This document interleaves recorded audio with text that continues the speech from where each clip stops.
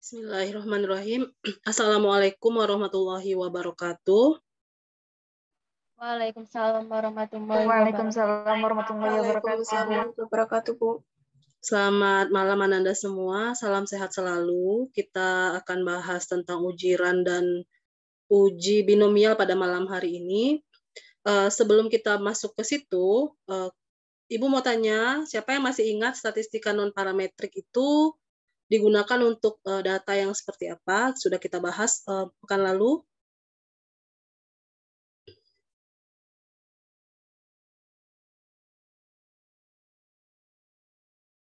Ada yang ingat data yang bagaimana yang dianalisis dengan statistika non-parametrik?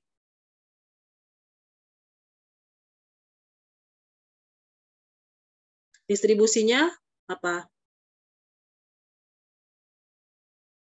Data itu berdistribusi apa?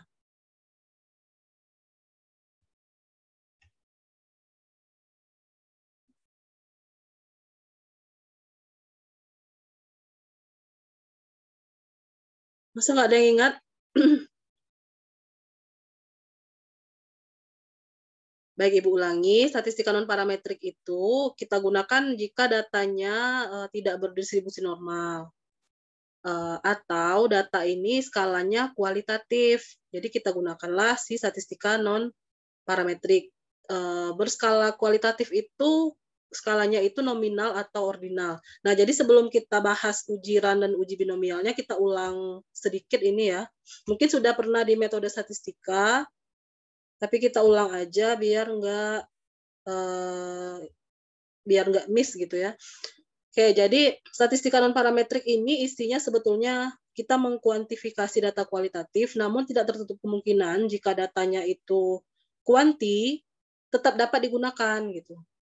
Cuma kalau misalkan data kuanti kita gunakan, hasilnya tidak lebih baik dibanding kita menggunakan analisis statistika yang parametriknya. Jadi kalau kuanti ya gunakanlah yang statistika parametrik gitu ya. Namun statistika non parametrik ini juga bisa digunakan untuk data kuantitatif. Namun lebih seringnya digunakan oleh penelitian-penelitian yang sifatnya kualitatif. Jadi dia mengkuantifikasi si data kualitatif gitu ya. Nah, contohnya di sini skala nominal. Skala nominal itu kan biasanya laki-laki dan perempuan. Itu kan untuk zaman sekarang nggak ada lagi ya, maksudnya perempuan lebih, laki-laki lebih baik dari perempuan, nggak ada. Jadi dianggap setara, dianggaplah itu adalah skala nominal, tidak ada tingkatan ya. Jadi kalaupun disimbolkan 0 dan 1 atau 1 dan 2, itu tetap namanya skala nominal. Kemudian ada yang namanya skala ordinal. Skala ordinal ini ada tingkatannya. Jadi tingkatan ini maksudnya ada kategori yang berlevel gitu ya. Misalkan semester 1, semester 2, atau tingkat 1, tingkat 2. Kemudian kelas 1, kelas 2, kelas 3, sampai kelas 12, misalnya gitu ya. Itu adalah data skala ordinal. Jadi ada levelnya. Dan itu setiap kategorinya berbeda. Beda dengan nominal tadi. Nominal tadi cuma sifatnya simbol saja. Misalkan laki-laki, perempuan, bekerja, tidak bekerja, gitu ya. Terus habis itu kuliah atau tidak kuliah, kemudian menikah atau tidak menikah. Nah, itu adalah nominal, sedangkan ordinal ada tingkatannya. Perbedaan nominal dan ordinal. Jadi dua skala ini yang sering digunakan untuk statistika non parametrik dan biasanya diberikan simbol gitu, dikuantifikasi kayak gini nih, pria 1 ya, wanita nominalnya 2 gitu. Kemudian ada tingkat kepandaian ordinal, urutan atau ranknya bodoh sekali, nomor yang 2 itu bodoh, 3 agak pandai, 4 pandai, 5 pandai sekali, 1. Nah, ini balik lagi ke ini, bodoh sekali, bodoh, dan lain-lain sebagainya. Kalau interval seperti ini, tahun, rasio seperti ini. Rasio itu misalkan penghasilan dalam 1 tahun, 40 juta, 30 juta, 20 juta, atau ini sebulan ya, kalau misalkan di perusahaan swasta bisa ya segini ya penghasilannya. Kalau PNS ini setahun ya. Jadi bisa dipahami ya perbedaan. Nah, bukannya nggak bisa si interval dan rasio ini digunakan untuk statistika non parametrik, tapi sayang, maksudnya gini, dia bisa menggunakan statistika parametrik lebih banyak ya, lebih banyak analisis dan metodenya. Ngapain kita pakai yang non parametrik untuk data yang skalanya interval dan rasio? Interval dan rasio kan bagus ya, sudah data yang memang kuanti gitu ya. Ngapain kita pakai non par gitu? Non par itu adalah mengkuantifikasi si data kualitatif seperti ini. Kita kasih kode angka gitu, kita angkakan, padahal ini tadinya simbol-simbol gitu ya, atau lambang tertentu atau kategori tertentu gitu ya. Oke, sampai sini ada pertanyaan? Jika tidak ada, kita langsung masuk ke ujiran saja. Ujiran ini sudah Ibu bagikan kemarin ya.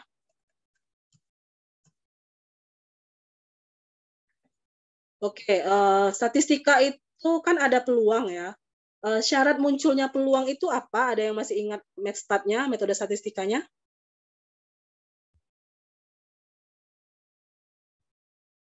Kenapa bisa muncul peluang? Misalnya gini, melemparan dadu gitu. Kenapa bisa muncul adanya peluang?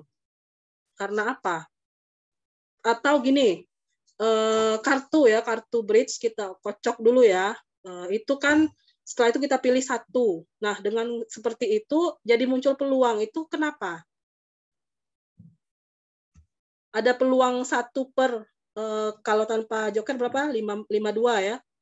1/52 peluangnya terambil kartu Aslov gitu ya. Nah, itu kan ada peluang di situ. Kenapa jadi ada peluang? Karena tadi Ibu sebut apa sebelum kita memilih kartu?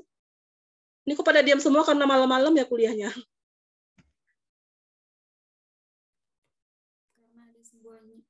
Karena ada sebuah keinginan gitu, Bu. Makanya muncul peluang. Kayak kita mau dadunya itu angka 6. Nah, kayak gitu. Maksudnya ya, itu berharap muncul dadu 6. Itu nanti masuknya ke ekspektasi. Nah, sebelum itu terjadi, kalau dadu kan kita koncang dulu kan? Kalau kartu kita kocok, itu namanya apa? Kejadian, Bang. Kejadian, Bu. Kejadian. Ini nih. Ada suatu kejadian atau masalah. Kalau arisan ya kan ada nih, kita gulung-gulung ya kertas undiannya, kita masukin toples, kita kocok-kocok gitu. Pengocokannya itu namanya apa? Sampel nggak, Bu? Ya pengacakan itu biar dia random dulu gitu. Syarat munculnya peluang itu ada dulu randomnya ini. Makanya si ujiran ini ditaruh di awal nih. Kenapa? Karena dia syarat awal statistika itu ada nilai peluangnya gitu. Jadi kita mau lihat data nih, udah acak belum ya? Nah itu fungsi dari ujiran ini. Jadi si ujiran ini untuk menguji udah random nggak ya? Kalau belum random ya nggak bisa digunakan. Misalkan ya kita bukan data kualitatif nih, kita gunakan yang skalanya interval dan rasio. Kita tes dengan ujiran boleh. Nah, kita mau lihat acak enggak itu data. Kalau acak, bisa kita gunakan analisis statistika. Kalau enggak acak, gunakanlah analisis yang pasti-pasti, yang deterministik. Nah, jangan yang probabilistik. Di situ letak perbedaannya matematika dengan statistika. Sebenarnya perbedaannya di deterministik dan probabilistik. Karena semua analisis statistika itu pasti ada peluangnya. Pakai peluang, p-value gitu. Nah, makanya kalau tidak random, dia nggak boleh digunakan analisis statistika. Jadi ini adalah uji awal ya. Acak nggak tuh data gitu ya, kita ujilah dengan ujiran. Jadi H0-nya, hipotesisnya, H0, data sampel diambil secara random atau acak. HA, data sampel diambil secara tidak random atau acak. Jadi kalau misalkan nanti diterima H0, baru kita bisa lanjut analisis lain gitu. Jadi fungsi ujiran ini gerbang ya, gerbang untuk masuk ke analisis lain. Tapi kadang-kadang diabaikan. Kadang diasumsikan aja gitu ya, padahal belum diuji. RAN adalah satu atau lebih lambang-lambang yang identik yang didahului atau diikuti oleh suatu lambang yang berbeda atau tidak ada lambang sama sekali. Dan RAN ini adalah rangkaian simbol-simbol yang identik yang sesudah dan sebelumnya berbeda dengan simbol atau tidak ada simbolnya sama sekali. Dan jumlah RAN ini disimbolkan dengan R. Coba kita lihat di sini. Misalnya, nah ini ya. Ini ada L dan P. RAN-nya ini LLL, PPP gitu ya. Ini satu RAN, ini satu RAN. Walaupun ini satu, ini juga dianggap satu karena dia setelahnya P. Nah, jadi ada berapa ini RAN-nya? Kalau kita hitung 1, 2, 3, 4, 5, 6, 7, 8, 9 ya. Terdapat 9 runs. Dan N-nya sama dengan N1 plus N2. Banyaknya elemen suatu jenis, misalkan N1 skornya kurang dari median ditandai dengan plus. Ini untuk penanda kalau misalkan kita itu ada angka yang berupa non kuali ya, data kuanti. Jadi kita memberikan skor itu berdasarkan ini. Kalau misalkan kurang dari median ditandai plus, dan N2 skor lebih dari median ditandai dengan minus. Dan total kejadian yang diamati N sama dengan N besar ini sama dengan N1 plus N2. Nah, kemudian sebelum kita masuk ke ujirannya, kita harus paham dulu tabelnya. Seperti Ibu sampaikan kemarin, tabelnya itu yang ini ya, halaman 252 di buku Sigel yang Ibu kasih itu ya, primbon. Nah, ini tabel uji run. Ada yang sudah ngeprint, kemarin Ibu tugaskan ngeprint. Ini tabel yang kita gunakan. Oke, kita balik lagi. Total kejadian yang diamati N sama dengan N1 plus N2. Kemudian kita amati kejadian-kejadian N1 dan N2 dalam urutan di mana kejadian-kejadian itu muncul, dan kemudian tentukan harga R, yaitu banyak nyaran seperti tadi ya. Banyak nyaran yang sama tapi berurutan gitu. Oke, ini contoh. Dari sebuah pengukuran pengetahuan tentang ASI eksklusif pada 18 orang ibu hamil, diperoleh skor mediannya 72. Artinya ibu hamil dengan skor lebih dari sama dengan 72 adalah ibu hamil dengan kategori pengetahuan baik, dan sebaliknya, ibu hamil dengan skor kurang dari 72 adalah ibu hamil dengan kategori pengetahuan yang kurang baik. Nah, bagaimanakah keputusan hipotesisnya dengan derajat kepercayaan 95% dan derajat signifikansinya 5%.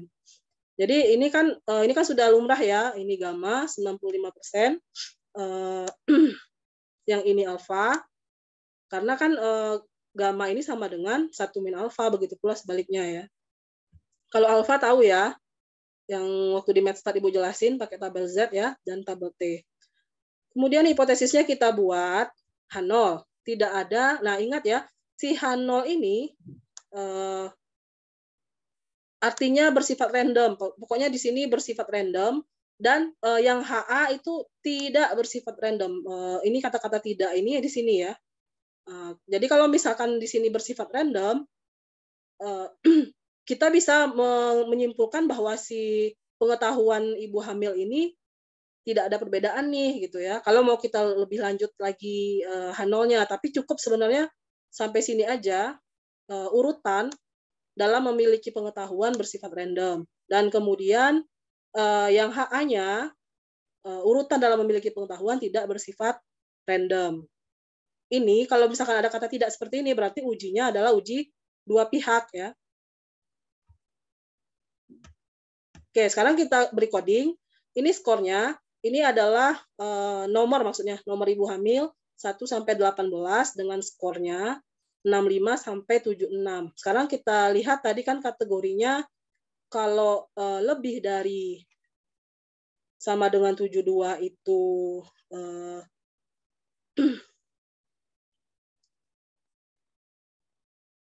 wah, salah ini ya. Sorry. 0 ini kalau lebih dari sama dengan 72, kemudian, oh ya benar ya, 1 itu kurang dari 72. Nah, ini kan 65, 1 ya, karena lebih dari 72.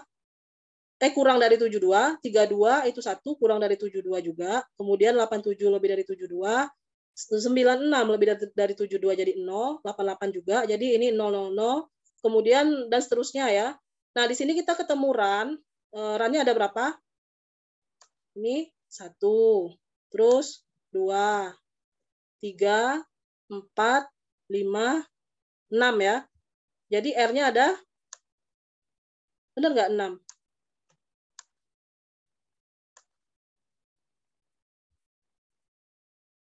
Nah, kemudian kita hitung N1. N1 itu coding 0. Coding 0 ada 8. Benar nggak 8? 1, 2, 3, 4, 5, 6, 7, 8, 9, 10. Kebalik ya? 1, 2, 3, 4, 5, 6, 7, 8. Kebalik ya. Ini kemarin ada yang baca nggak kalau ini kebalik?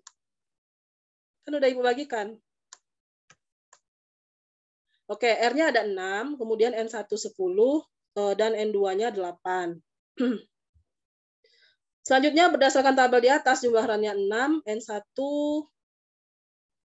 tadi kebalik ya. N1 10 dan N2 8. Oke, kita cek tabelnya. Ini ganti ya nanti ya. Kita Ibu bagikan lagi ini nanti Ibu save aja ya. Berarti nggak ada yang baca ini kemarin udah dibagiin materinya. Ayo. Oke, kita lihat tabel kritisnya. Ini. N1 berapa tadi? 10. Dan kemudian N2-nya adalah 8. 10, 8. Tapi untung hasilnya sama ya, jadi tidak mempengaruhi. 5 ya, 5. Ini benar. Tapi N1-nya 10.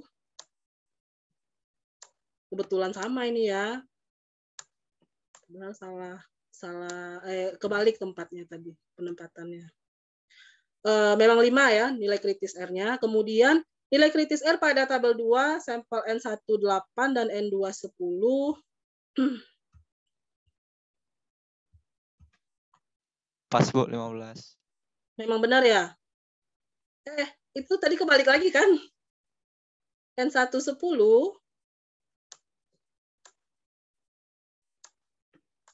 dan N2-nya adalah 8. Berapa? Pas Bu, 15. Memang 15 ya? Oh, oke. Itu udah benar. Benar.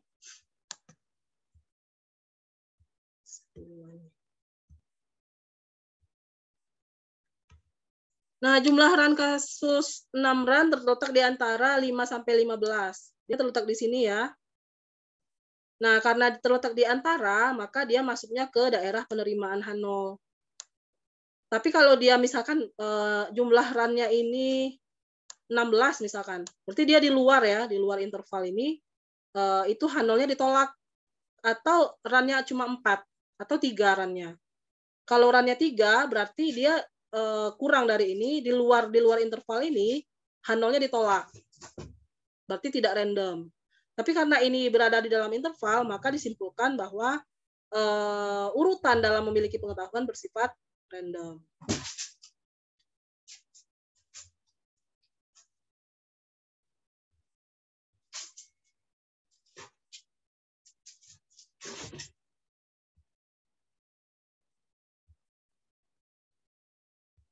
Sampai sini ada pertanyaan?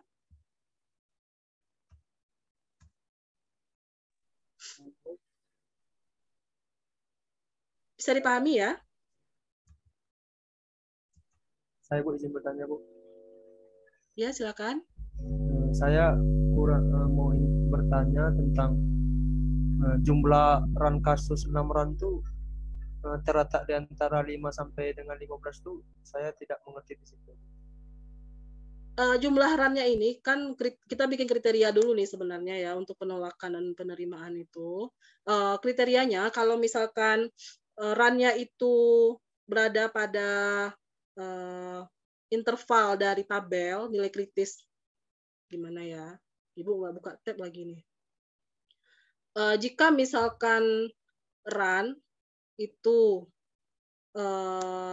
di sini posisinya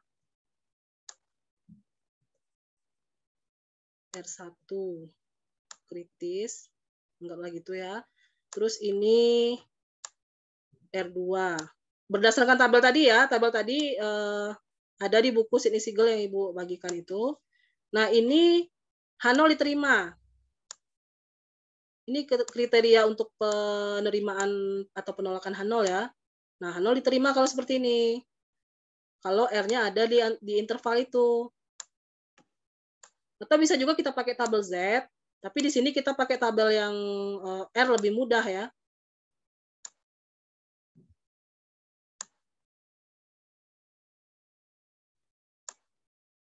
Nah, jika sebaliknya, maka H0 ditolak. Nah, berarti kalau sebaliknya itu dia misalkan lebih dari R2K ini, R2 kritis, atau dia kurang dari R1 kritis, seperti itu. Itu H0 ditolak.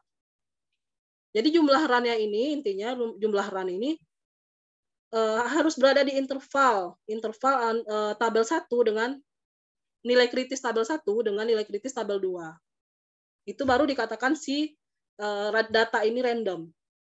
Tapi kalau R-nya, RAN-nya itu melebihi nilai kritis tabel 2 atau kurang dari nilai kritis tabel 1, maka dapat dipastikan bahwa data itu tidak random. Tuh. Ada pertanyaan?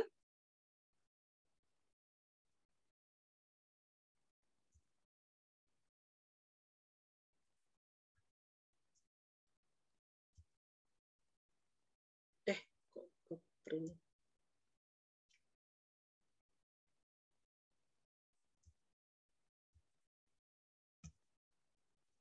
Ada pertanyaan Anda sampai sini? Udah bisa dipahami?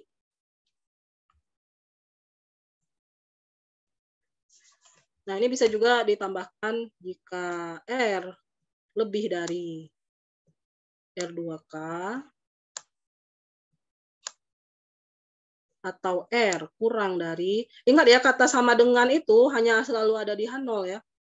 Yang tidak ada sama dengannya baru ada di HA gitu. Jadi otomatis kalau misalkan dia di antara ini atau sama dengan nilai kritis, misalnya 5 nih RAN-nya, itu masuknya di H0 diterima ya. Karena sama dengan itu ranahnya si H0. Atau ini kurang dari R1 ya, R1K. Nah, ini adalah kriteria untuk H0 ditolak. Atau dengan kata lain kalau H0 ditolak berarti HA-nya diterima. Diterimanya HA berarti datanya tidak random ya. Nah, di sini kan kesimpulannya datanya random. Sampai sini bisa dipahami?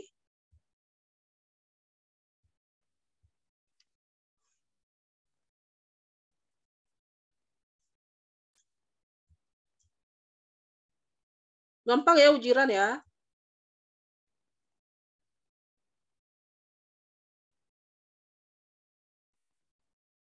Ada pertanyaan untuk ujiran? Nanti biar lebih paham kerjakan tugasnya. Ini ada tugas nih, atau tugasnya Ibu bahas dikit lah ya. Sini, bentar.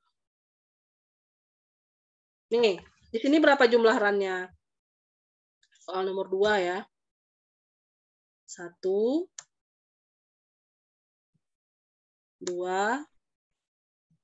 3, 8, Bu. 4, 8, 5, iya benar ya. 6, 7, 8 benar ya. 8 ya. Ada 8 RAN. Jadi R sama dengan 8. Nah, ini berarti tinggal dilanjutkan lagi seperti yang tadi. Berapa N1, berapa jumlah Y, berapa N2, berapa jumlah T. Gitu ya. Tinggal gampang ya ujiran itu sebenarnya 5 menit selesai ya. Oke, ini ada pertanyaan lagi? Kalau kenapa filosofinya seperti itu? Ini tadi kriteria ini tadi ya. Nah, ini karena konsep yang ditemukan oleh para ahli statistika non-par. Nih.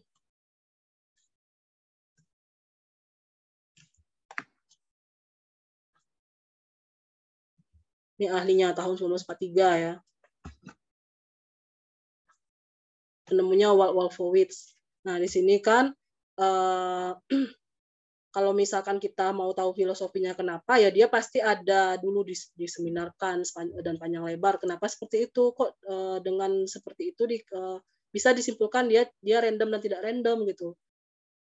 Yang jelas ini adalah kita mengkuantifikasi si data kualitatif ya. Jadi memang logikanya memang sebenarnya secara logika nggak boleh kan, nggak jelas-jelas dia kan kualitatif, kok kita angka-angkakan gitu ya. Namun statistika ini kan berusaha agar ada solusi sebenarnya ya. Misalkan data dari penelitian itu sifatnya kualitatif, jadi mau nggak mau kan yang statistika biasa yang seperti yang parametrik ya itu nggak boleh digunakan untuk data kualitatif. Makanya ada solusi ini dan ahli-ahlinya pun itu kebanyakan dari ilmu psikologi ya, dari ilmu-ilmu sosial gitu. Tapi yang memang benar-benar paham statistik gitu, bekerja sama dengan para ahli statistik juga.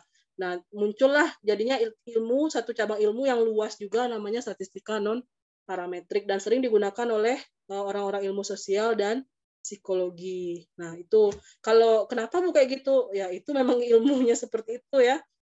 Kriterianya kok gitu, Bu. Bukan Ibu loh yang mengada-adakan ini ya. Ini memang dari teorinya. Cuma tadi ini Bu, mohon maaf salah, kebalik ya. Yang 1 N2-nya. Oke, ada pertanyaan lagi? Saya Bu, izin bertanya lagi Bu. Ya boleh, silakan. Kalau misalnya tabelnya tuh datanya kita dipindahkan, itu pengaruh nggak Bu sama runnya Bu? Kenapa datanya dipindahkan? Oh, jangan dipindahkan. Kita kan mau lihat urutan. Oh, diurut gitu. Nggak boleh dipindahkan. Misalnya gini nih soal dari Ibu ya. Terus diacak-acak nih, nggak boleh. Ini kan sudah hasil pengacakan. Jadi ini kita mau lihat nih data yang sudah tersedia ini apakah sudah random apa belum gitu ya. Jadi nggak boleh diacak-acak lagi. Kalau diacak beda jadi run-nya. Nggak boleh diacak lagi. Ini justru mau dilihat acak atau enggak nih gitu kan. Kalau kita lihatnya di sini mungkin secara kasat mata nggak acak deh kayaknya gitu ya. Ada yang lebih acak dari ini gitu kan. Makanya kalau misalkan kita bermain kayak gitu itu nggak masuk sih, nggak masuk ke teorinya gitu, ke teori statistika non parametrik ini. Nah, cuman dia ini bisa digunakan untuk data yang non kualitatif. Jadi sebenarnya kalau di statistika non parametrik itu minimal skala datanya nominal ordinal gitu ya. Tuh, ini pakailah mediannya, terus coding kayak tadi 01 ya. Oke, ada pertanyaan lagi?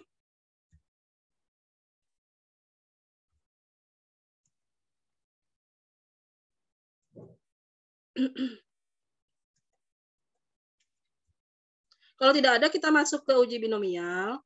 Uji binomial ini yang Ibu bagikan itu tulisannya kecil-kecil ya. Coba kita lihat yang ini ya.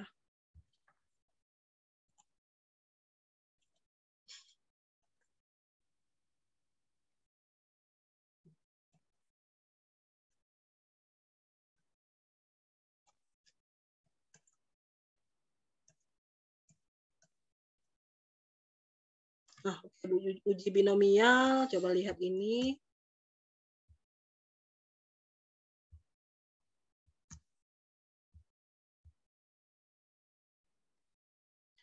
Fungsi uji binomial untuk menguji perbedaan proporsi populasi yang hanya memiliki 2 buah kategori berdasarkan proporsi sampel tunggal.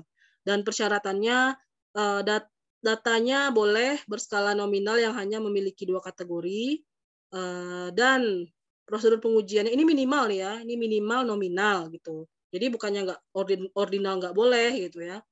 Tapi biasanya memang nominal yang 2 kategori, memang keterbatasan si binomial ini kan dari sini nih. Dia kan B ya, tuh B. Jadi dia memang 2 kategori gitu. Ke spesifikasi dia itu untuk yang 2 kategori. Prosedurnya yang pertama, tentukan N sama dengan jumlah semua kasus yang diteliti, kemudian tentukan jumlah frekuensi dari masing-masing kategori. Jika N kurang dari sama dengan 25 dan jika P sama dengan Q sama dengan setengah, maka lihat tabel D. Tabel binomial yang ini ya. Binomial. Nih, tabel D. Ini tabel binomial. Oke. Lihat tabel D yang menyajikan kemungkinan satu sisi atau one tail untuk kemunculan harga X yang lebih kecil dari pengamatan di bawah 0.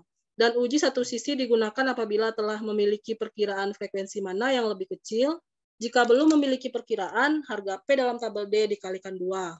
harga P sama dengan P tabel dikali 2. Dan jika N lebih dari 25 dan P mendekati setengah, gunakan rumus 3.1, sedangkan tabel yang digunakan adalah tabel A, yang menyajikan kemungkinan satu sisi atau one tail untuk kemunculan harga Z pengamatan di bawah 0. Dan uji satu sisi digunakan apabila telah memiliki perkiraan frekuensi mana yang lebih kecil. Jika belum memiliki perkiraan, harga P dalam tabel A dikalikan 2. Dan jika P diasosiasikan dengan harga X atau Z yang diamati ternyata kurang dari alfa, maka tolak H0. Nah, jadi di sini ada tabel A juga alternatifnya.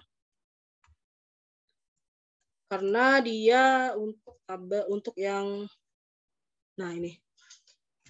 Tabel Z juga bisa digunakan di sini. Kita lihat contohnya. Ini rumus 3.1 ya, yang Z sama dengan bla bla bla. X plus minus 0,5 min NP per akar NPQ. Jika X kurang dari NP, X plus 0,5, dan jika X lebih dari N kali P, maka X-nya min 0,5. Contohnya, ini ya, untuk N kurang dari sama dengan 25, seorang mahasiswa Fakultas Peternakan melakukan penelitian yang berkaitan dengan cakupan pemakaian 2 merek vaksin ND di suatu daerah. Di daerah tersebut hanya ada vaksin merek A dan merek B yang biasa dipakai peternak. Kepada setiap peternak yang dipilih secara random, diberikan pertanyaan mengenai merek vaksin apa yang biasa mereka gunakan. Ini bukan vaksin untuk vaksin COVID ya, vaksin untuk ternak ya. Menurut penilaian peneliti, kedua merek vaksin tersebut memiliki kesamaan dalam berbagai hal, baik kualitas, efektivitas, kemudahan mendapatkannya, maupun harganya. Namun ada dugaan bahwa peternak yang memakai merek vaksin A proporsinya, nah ini udah mulai masuk ya, vaksin A proporsinya lebih banyak dari peternak yang memakai vaksin B. Jadi di sini karena ada lebih dari, kita taruh di H1 atau HA ya. Taruh di sini. PA lebih dari PB. Maka sebagai lawannya si H0 itu PA tadi Ibu bilang sama dengan itu pasti di H0 ya. Boleh juga ini kita tuliskan lawannya kurang dari sama dengan. Tuh. Dan taraf nyata yang kita gunakan atau alfanya adalah, jadi nama si alfa ini nama lainnya taraf nyata atau level signifikansi, tingkat signifikansi atau level of significance, simbolnya alfa. Atau tingkat kekeliruan, banyak namanya ya. Jadi kalau di soal itu taraf nyata sekian, itu berarti maksudnya alfa. Tingkat signifikansi sekian atau level signifikansi sekian, itu alfa ya. Tapi kalau tingkat kepercayaan itu gamma ya, bedakan. Gamma itu 1 min alfa. Jadi kalau alfanya 5%, maka gammanya adalah 95%. Oke, lanjut soalnya. Hasil penelitian terhadap 20 orang responden peternak memberikan data terdapat 15 orang peternak yang menggunakan vaksin merek A dan 5 orang peternak yang memakai merek B. Dan berdasarkan data, maka dibuatlah tabel ini. Nah, merek A 15, merek B 5, jumlahnya adalah 20. Berdasarkan data, peternak yang menggunakan vaksin merek B hanya 5. Dan pengguna vaksin merek B lebih sedikit dari vaksin merek A. Di sini kalau keputusan pengujiannya kita ikuti prosedur ini. Jumlah kasusnya N sama dengan 20, kita jumlahkan ini ya. Kemudian frekuensi yang lebih kecil dari pengguna kedua merek vaksin adalah X sama dengan 5, yakni pemakai vaksin merek B. Kemudian kita lihat lagi tabel D tadi, untuk N sama dengan 20 dan X-nya 5, maka harga P-nya 0,021.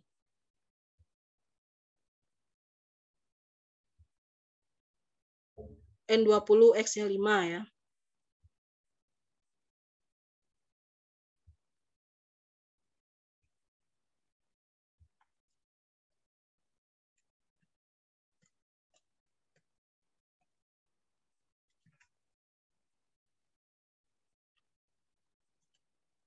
N20 ini, dan X-nya ada 5, berarti yang ini ya. 0,021, benar ya. Ini maksudnya titik ya, titik 021, jadi 0,021. Nah, ini untuk pengujian satu sisi. Kenapa dia satu sisi? Karena di sini pakai tanda lebih dari, kurang dari. Ini perbedaannya. Memang ini masuknya ke pengujian hipotesis ya. Kalau Anda nggak mantap di pengujian hipotesis, bingung. Nah, kalau yang ini kan satu sisi nih. Mana tadi penanya? Kok hilang? Nah, ini. Ini satu sisi, karena ada tanda ini nih. Nah, dua sisi itu kapan? Dua sisi itu kalau tandanya sama dengan dan tidak sama dengan. Tapi kalau ada lebih dari, kurang dari, kayak gitu, berarti di sini H1-nya tinggal diganti ya. Kalau dua sisi, statement di sininya, vaksin A proporsinya tidak sama dengan vaksin B. Itu berarti dua sisi ya, coba diingat. Ini berarti PA tidak sama dengan PB. Ini dua sisi ya. Kalau kayak gini dua sisi. Tapi di sini karena dinyatakan lebih dari, maka kita gunakan yang satu sisi, one tail ya. Nih, jika dalam penelitian ini tidak melakukan pendugaan mengenai proporsi pemakai vaksin merek apa yang lebih sedikit atau lebih banyak, berarti harus dilakukan pengujian dua sisi sehingga harga P tabel harus dikalikan 2. Jadi P sama dengan 2 kali 0,021. Kalau ini ya, kalau tadi kasusnya tidak sama dengan ya, misalkan di sini vaksin B tidak sama dengan vaksin A, tidak dinyatakan mana yang lebih atau kurang dari, maka tinggal dikali 2. Dan lebih dari alfa sama dengan 0,01. Kalau alfanya 1%. Kemudian karena P 0,021 kurang dari alfa 0,05, maka tolak H0 dan terima H1 atau HA ya. H1 ini nama lain dari HA. HA itu singkatan dari hipotesis alternatif. Nah, kesimpulan, berdasarkan pengujian dapat disimpulkan bahwa proporsi peternak pengguna vaksin merek A nyata lebih besar dari pengguna vaksin merek B. Sampai sini ada pertanyaan?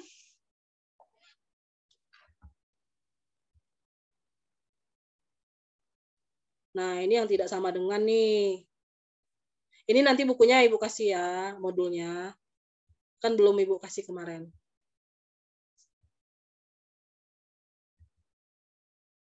Nah, kita lihat tugas ya. Kita lihat tugas. Ini tugasnya ada 5. Uji binomialnya ada 3 soal.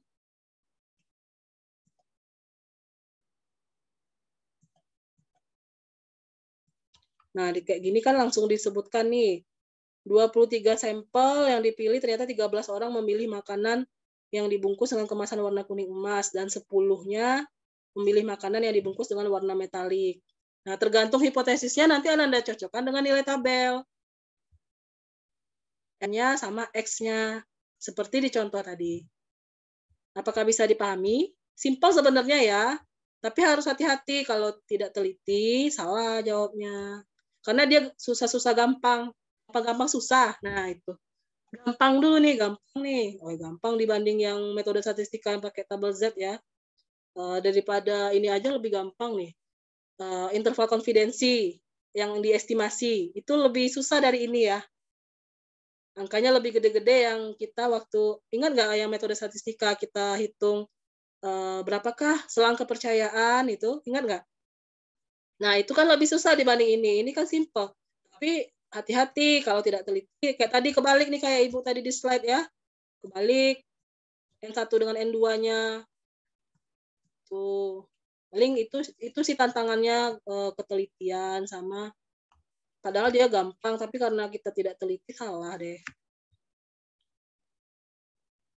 Oke, ada pertanyaan?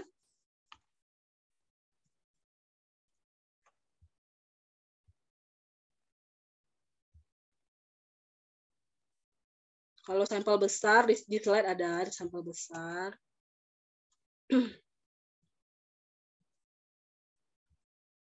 Nah, ini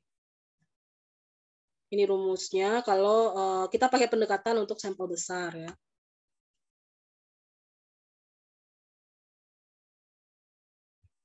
Tinggal dihitung saja probabilitas untuk kondisi 1 yang muncul itu sama dengan P, dan untuk yang kondisi 2 tinggal dikurangi 1 min P, maka disimpulkan dengan Q. Kemudian cara menghitungnya pakai rumus kombinasi ini untuk sampel besar. Ada pertanyaan?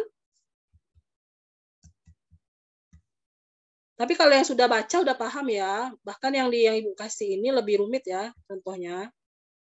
Nah, ini untuk yang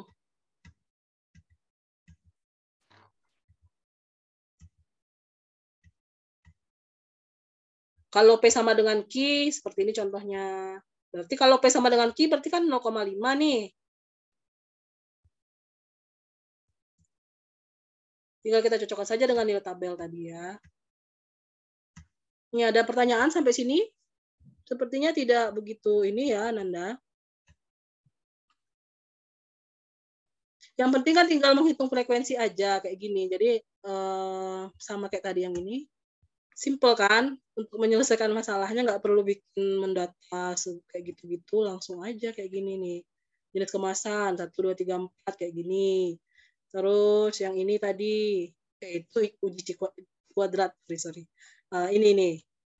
Merek A15, merek B5 gitu ya. Simple aja, nggak perlu kita ini si itu pilih ini, nggak perlu. Simple, uji binomial simple. Oke, tugasnya kita balik ke tugas. Tugasnya nomor 1 itu ujiran, nomor 2 ujiran, nomor 3 itu uji binomial, 4 uji binomial, 5 juga uji binomial. Oke, ada pertanyaan? Cepat ya. Ada pertanyaan?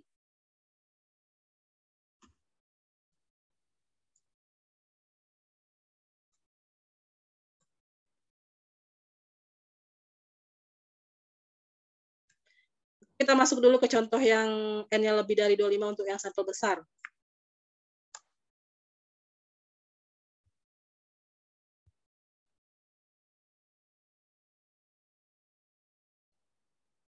Penelitiannya sama, tapi jumlah peternak yang diambil adalah sebanyak 30. Ini kan sampel minimal ya.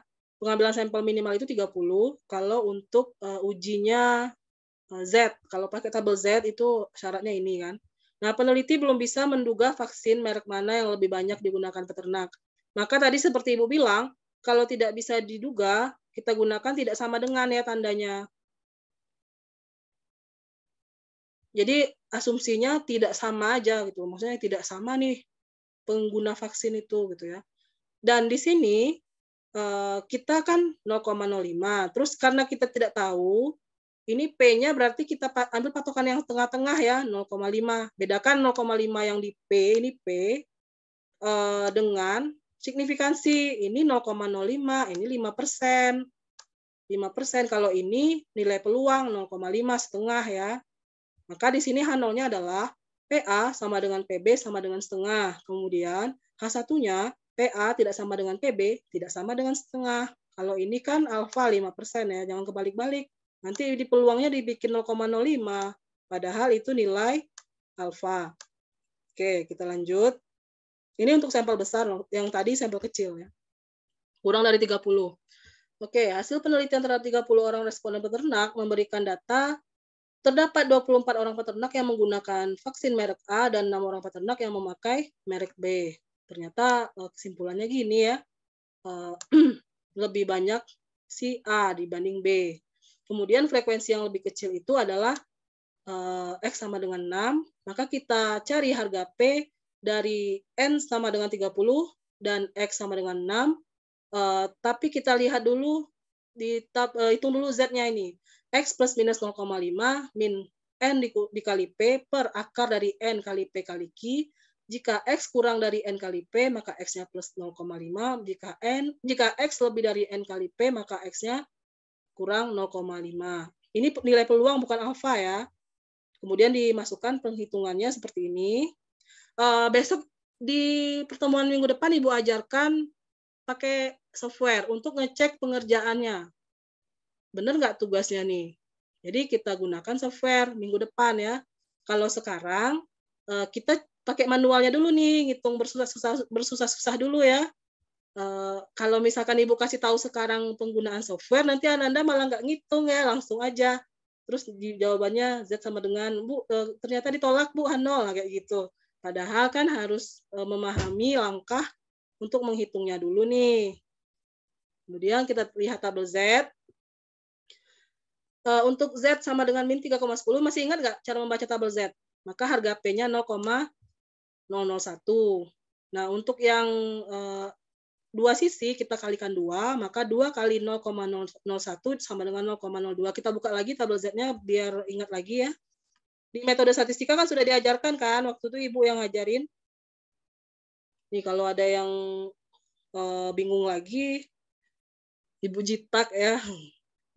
Nih, balik lagi ke soal tadi. Ini kan min 3,10. Terus di sini.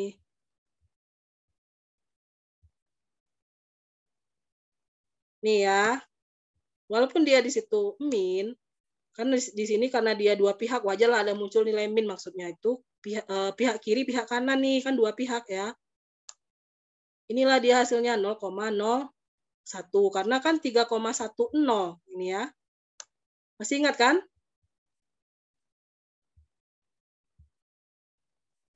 Nah, kemudian ini diperoleh 2 kali 0,001, 0,002. Dan hasil ini kurang dari alfa ya. Bahkan kurang dari alfa, bukan hanya 5%, yang 1% pun dia kurang. Jadi ini udah jelas-jelas si H0-nya ditolak dan terima H1, maka kesimpulannya adalah balik ke atas. Ini tidak sama. PA tidak sama dengan PB, tidak sama dengan setengah. Sebenarnya ini datanya terlalu kasar ya, maksudnya jauh bedanya gitu. Yang agak membingungkan itu data-data yang misalkan si A ini 16, bukan 15, 16, terus yang si B 14. Nah, kayak gitu kan kita nggak bisa ya, walaupun secara matematika itu beda, secara statistika yang kayak gitu belum tentu beda. 15 dan 14. Nah, makanya Ibu bilang, bukannya Ibu memisahkan statistika dari matematika, kadang-kadang matematika itu pasti sifatnya, statistika masih bilang mungkin. Itu perbedaannya. Maka tadi ada namanya deterministik, statistika bilangnya itu probabilistik. Maksudnya, karena di sini mainnya random tadi itu, datanya random, kemudian muncullah yang peluang-peluang seperti ini. Ini kan P-nya ini kan peluang ya. Di value ya, nilai-nilai di tabel Z itu nilai-nilai peluang. Oke, di sini jelas-jelas sih kalau dari data pasti H0-nya ditolak gitu, pasti berbeda. Tapi kalau misalkan kita dapat data, ini contoh kan biar gampang kan, kalau di soal kan biasanya nggak segampang ini gitu. Ini kan kalau contoh soal pasti gampang kan, gitu kan maksudnya. Oh itu kalau kayak gitu secara kasat mata aja udah tahu ya itu pasti beda Bu. Nggak perlu dihitung-hitung Bu. Ya itu kan contoh, kalau di soal yang misalnya soal ujian ya nggak gitu, pasti dibikin kayak membingungkan, terus gimana ya harus dihitung gitu ya. Karena kalau di ujian berarti kan nalarnya harus jalan. Oke, sampai sini ada, tapi kalau misalkan Ananda gimana nalarnya mau jalan, kalau yang gampang tidak bisa memahami, nah kayak gitu. Oke, ada pertanyaan?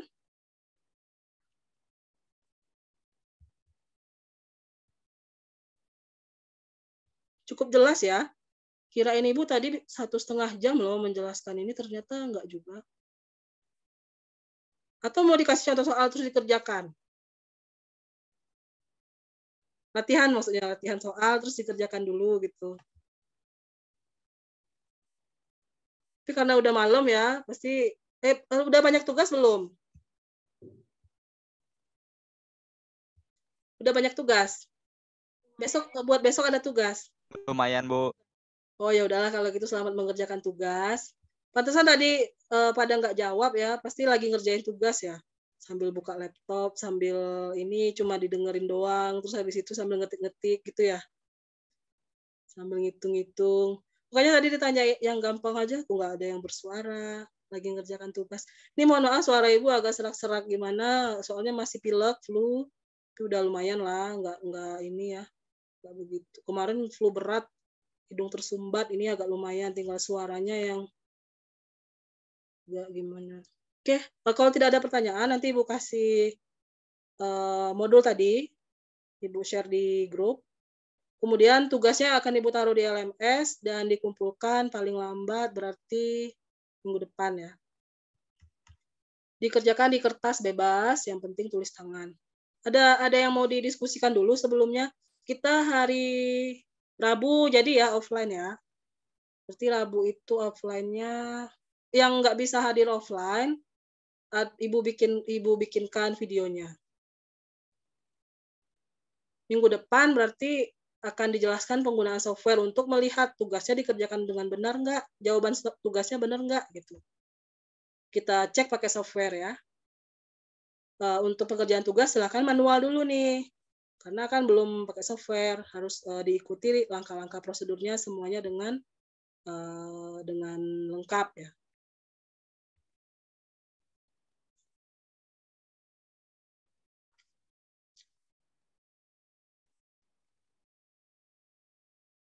Baik Ananda, jika tidak ada yang mau didiskusikan lagi, oh ya mumpung masih ada waktu nih, tadi kan target Ibu sampai jam setengah 10 malah ya. Kita kan PJBL rencananya, jadi Ananda ini mau boleh pilih, apakah menjadi konsultan statistika non parametrik, mencari klien, atau membuat poster penyelesaian masalah kayak semacam penelitian gitu dan diringkas dalam poster, atau membuat artikel untuk jurnal prodi kita. Jadi pilihlah 3 itu, silakan disepakati dulu. Atau masing-masing beda-beda nih. Ada yang pengen bikin artikel untuk jurnal, ada yang pengen mencari klien dari prodi yang ilmu sosial ya, kayak dari psikologi gitu ya. Kadang mereka ada tugas tuh, mereka juga ada mata kuliah statistika non parametrik. Nah, coba Ananda jadi konsultannya, gitu. Itu PJBL-nya. Kemudian atau gini, atau cari dari prodi lain yang dia punya misalkan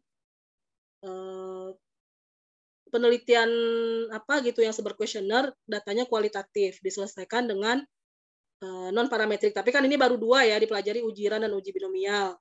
Nanti kan kalau setelah dia pelajari sampai pertemuan 5 kan ada banyak tuh modalnya. Jadi bisa menyelesaikan permasalahan. Atau poster nih, Ananda meneliti sendiri nih, terus Ananda bikin poster ringkasan dari si penelitian sederhananya. Penelitian sederhana sih, nggak rumit, karena memang statistika non parametrik ini biasanya karena kualitatif dia nggak rumit, justru memang simple gitu. Oke, ada yang mau didiskusikan dulu. Ini disepakati aja. Kalau mau seragam boleh, maksudnya proyeknya boleh ya, salah satu dari yang 3 tadi.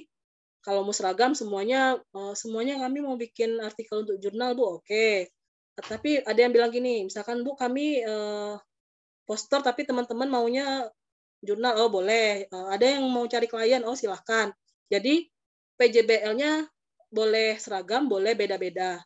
Nanti hasil kesepakatan kelas sampaikan ke Ibu gitu di hari Rabu ya. Berarti R1, R2 Rabu ya. R1 itu berarti pagi, R2 siang. Proyeknya itu kita ada berapa? 18 bukan ya? 2 orang ya. Proyeknya 2 orang.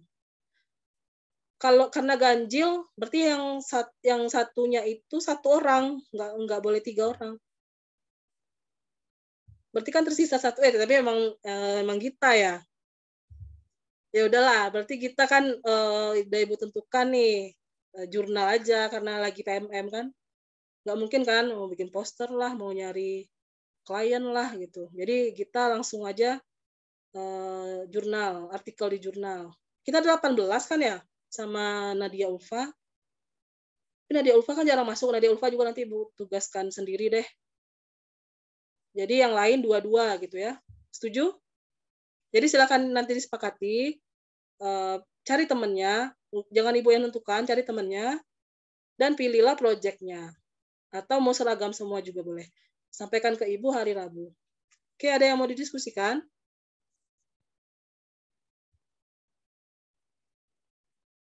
Kita 2019 berapa orang? Rini dengan Amel ya? Berarti, 2, Bu. Berarti pas ya? Ya, Bu. Oke. Ada lagi yang mau si Amel katanya kemarin mau bikin artikel tuh buat jurnal. Mana nih sampai sekarang belum disubmit? Ayo.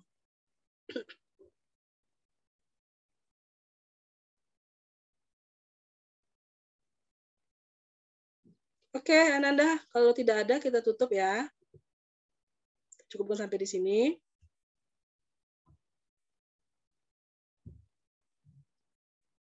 Demikian, Ibu mohon maaf jika terdapat hal-hal yang kurang berkenan. Selamat mengerjakan tugas. Selamat malam. Assalamualaikum warahmatullahi wabarakatuh.